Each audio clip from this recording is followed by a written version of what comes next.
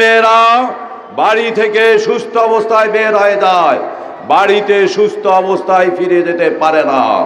মা বোনেরা ধর্ষণের শিকার হয়, ধর্ষণের মামলা করতে গেলে থানায় মামলা নেওয়া হয় না। আমাদের ইজ্জত আবরু লাখো শহীদের বিনিময়ে আমরা যে স্বাধীনতা অর্জন করেছিলাম, এই স্বাধীনতার সুফল বর্তমান যে নির্বাচন পদ্ধতি আছে এর মাধ্যমে আমরা পাই নাই।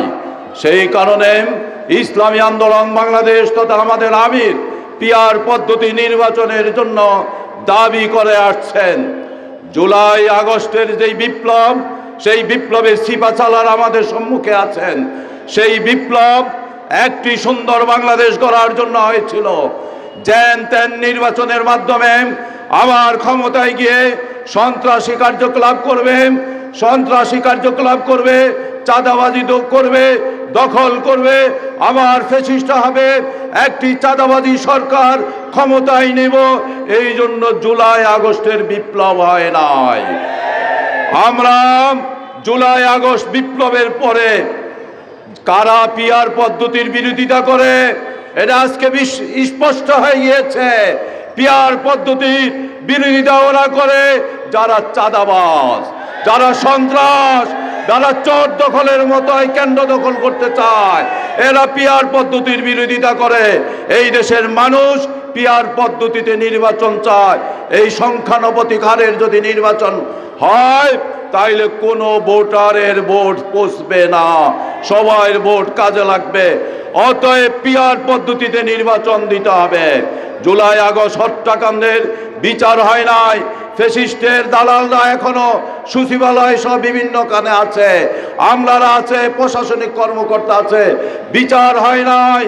আমাদের সেই পিলখানা হত্যাকাণ্ডের বিচার হয় নাই, শাপলা চত্বরের কোনো কিছুই হয় নাই। যেন তেন আবার একটি নির্বাচন হবে, আবার আপনারা ক্ষমতায় যাবেন, এটা হতে দেওয়া যায় না। আমাদের এই দাবির সপক্ষে আমরা বিভিন্নখানে সমাবেশ করছি। এই সমাবেশের মাধ্যমে আজকে যারা আমাদের বক্তব্য শুনছেন তাদের প্রতি আমাদের আবেদন, আসুন 54 বছর যাবৎ যাদেরকে ভোট দিয়ে ক্ষমতায় নিয়েছেন এরা শোষণ করেছে, আমাদের কল্যাণের কথা বলে ও কল্যাণ করেছে। নিজেরা কলা গাছের পরিবর্তে বট গাছ হয়েছে আঙ্গুল ফুলে, আর তাদেরকে ক্ষমতায় নেওয়া যাবে না। এই সমাবেশে যারা উপস্থিত হয়েছেন পাড়া মহল্লা এলাকায় গিয়ে প্রত্যেকটি ভোটারের কাছে গিয়ে 54 বছর কারা ক্ষমতায় ছিল তাদের অপকর্মগুলো তুলে ধরবেন। ইসলামী আন্দোলন বাংলাদেশ ক্ষমতায় গেলে কি করবে তা তাদেরকে বুঝিয়ে আগামী দিনে এই আসন 7 আসন সহ প্রত্যেকটি আসনে যেন ইসলামী আন্দোলনের পক্ষে হাত পাখার বিজয় আমরা ছিনিয়ে আনতে পারি, সেই জন্য আমাদেরকে প্রচেষ্টা চালাতে হবে। আগামীকাল বাইতুল মুকাররম উত্তর গেটে আমাদের আমির ঘোষিত কর্মসূচির অংশ হিসাবে আমরা মিছিল করব বাদ জোহর। শাইখে চরমনাই সেখানে উপস্থিত থাকবেন। আপনাদের সবাইকে দাওয়াত দিয়ে বক্তব্য এখানে শেষ করছি। সবাইকে ধন্যবাদ। আসসালামু আলাইকুম।